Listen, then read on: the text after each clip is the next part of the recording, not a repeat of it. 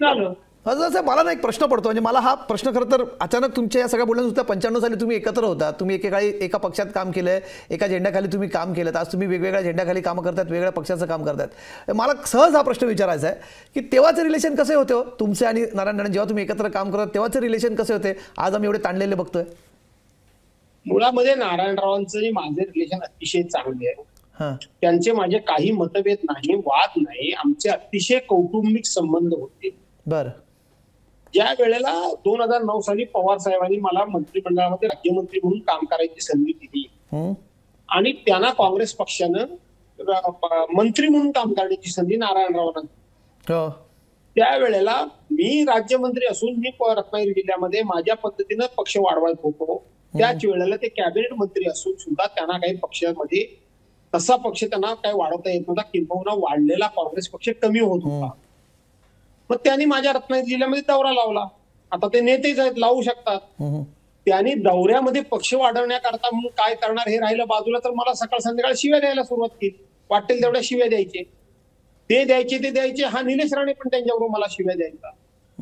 त्याच्यानंतर आमचे अध्यक्ष मधुकरराव पिचड, तेव्हा मी राष्ट्रवादी काँग्रेस पक्षात, त्यांनी त्याच्यावर पडदा टाकायचा प्रयत्न केला. दिवाळी आहे, आता सर्वांनी गोड वागूया, परंतु हे काही थांबायला तयार नाही. त्यांनी पुन्हा पुढचा जो राऊंड घेतला त्याच्यामध्ये शिव्या द्यायला सुरुवात केली. असं करत करत ते माझ्या मतदारसंघात आले. माझ्या मतदारसंघामध्ये मी माझे सगळे लोक पाठवून त्यांचं आगत स्वागत केलं, सत्कार केला. तिथून ते 20 किलोमीटरवर आले आणि पुन्हा त्यांनी मला शिवीगाळ सुरू केली. त्याच्यानंतर रत्नागिरी आमच्या एक चिपळूण तालुक्यामध्ये आमचे मित्र विजय गुजर म्हणून त्यांच्या एका कार्यालयाचं दुकानाचं उद्घाटन होतं. तिथे ते कोकणचे कोंबडी वडे या जेवणावरून आमची बोलणं झालं. थोडक्यात सांगायचं झालं म्हणजे त्याच्या अगोदर 15-20 दिवस मी त्या विजय गुजरांच्या सासरवाडीत गेलो होतो साताऱ्याला. तिथे जेवण चांगलं मला त्याने दिलं.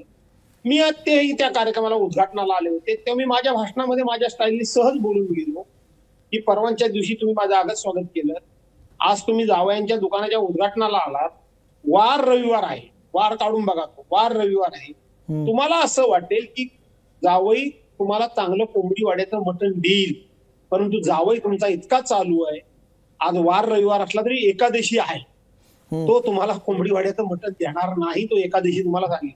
तेवढ्यात खालून कोणतरी बोल की तुम्ही हे करा, म्हणजे विजय गुजर हे कोणाची कोंबडी चोरून पण तुम्हाला वेगळे आणून खायला घालणार नाही, असं करण्यासाठी त्यांनी हे केलं, म्हणजे अपशब्द प्रयोग केला. ते नारायणरावांच्या पोराला निलेशला वाटलं की मी नारायणरावांना कोंबडी चोर बोललो. माझा संबंधच नाही, विषयच नाही तो. आज जे नारायणरावांना हे जे त्यांनी संपूर्ण देशामध्ये प्रसिद्ध केलंय ते ह्यांच्या पोरामुळे झालं. तो सरळ आला, आमचे एवढे चांगले संबंध, माझं कार्यालय फोडलं. आज ज्या ठिकाणी दगडफेक झाली तिथून एक वादावादीला सुरुवात झाली. खरं सांगायला गेली तर मी काहीही बोललेलो नव्हतो. तिथपासून हा संघर्ष सुरू आहे.